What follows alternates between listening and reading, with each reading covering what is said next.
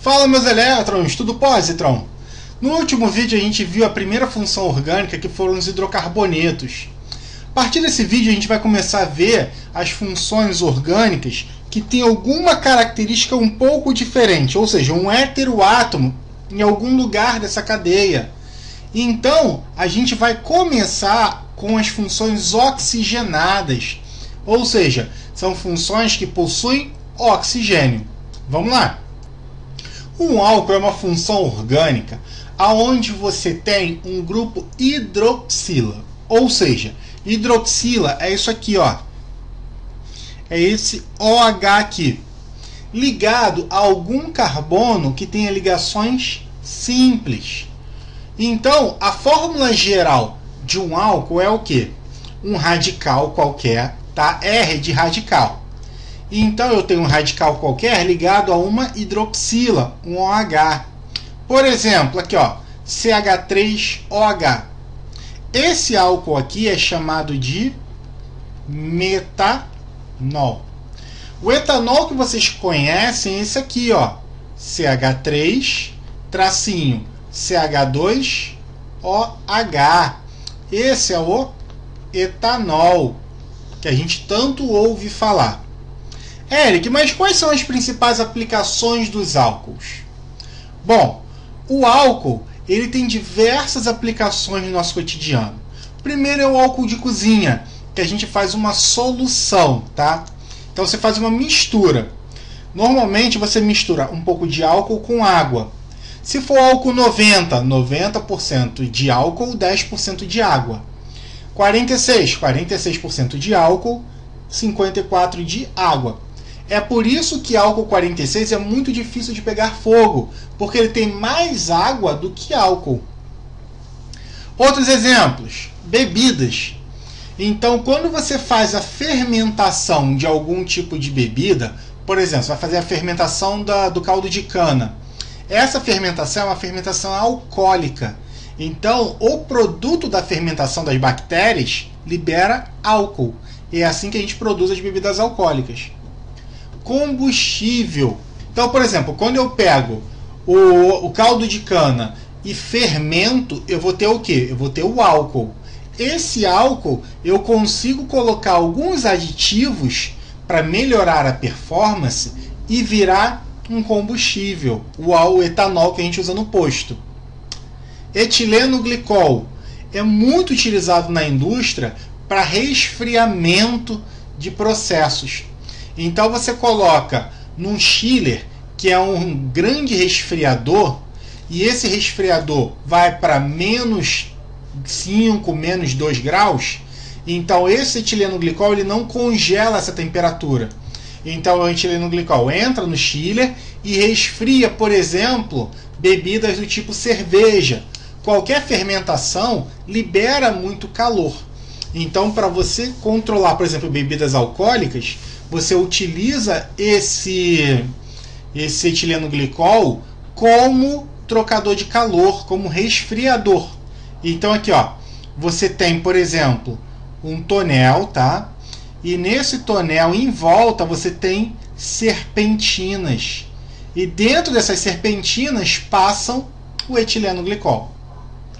Outro exemplo, a síntese da dinamite. Então, para você sintetizar a dinamite, um dos reagentes é o álcool. A glicose, que é o açúcar. Dentro do açúcar, a gente tem o que? A funçãozinha álcool. Porque você tem o que? Um carboninho ligado com uma hidroxila. A síntese do biodiesel, quando a gente vai fazer uma reação, por exemplo, de gordura ou óleo com soda cáustica, que a gente vai ter a liberação de glicerídeos, e esses glicerídeos, que é o glicerol, tem a função álcool. Ou a produção de sabão, que a gente também tem a hidroxila na pontinha. Então todas essas substâncias têm a presença de grupos álcools. Beleza?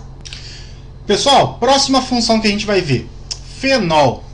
O fenol ele é uma função que lembra um álcool. Só que agora, ao invés de eu ter um carbono com ligações simples, eu vou ter o quê? uma hidroxila ligado a um anel benzênico, a um benzeno.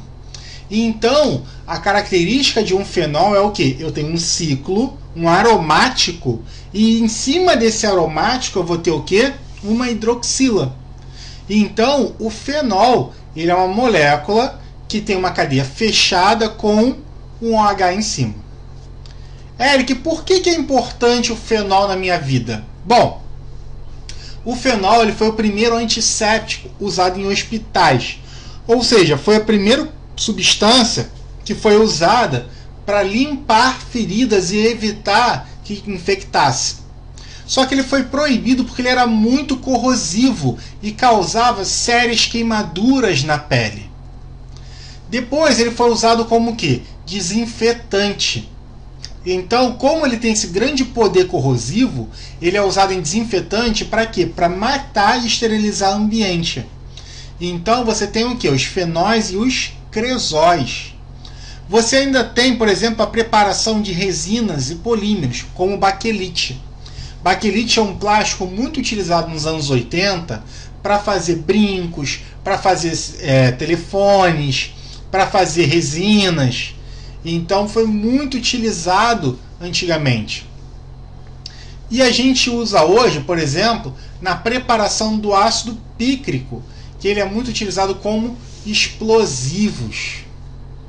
Além disso, a gente tem o fenol na síntese da aspirina e outros medicamentos. Quando você tem a reação do fenol, ele deixa de ser corrosivo. É por isso que a aspirina não faz mal, tá? No momento que você reage o fenol com alguma outra substância, ela para de ser corrosiva, ela não vai te fazer mal. Então aqui, ó, a gente tem os desinfetantes, a gente tem um grande problema na indústria do plástico, que é o bisfenol. O bisfenol, ele é muito encontrado em alguns plásticos, só que ele é cancerígeno, galera. Então é por isso que é legal a gente procurar plásticos, principalmente naqueles que vão com comida quente, a bisfenol, e não usá-los. A creolina, que era muito utilizada antigamente para limpeza de ardósia.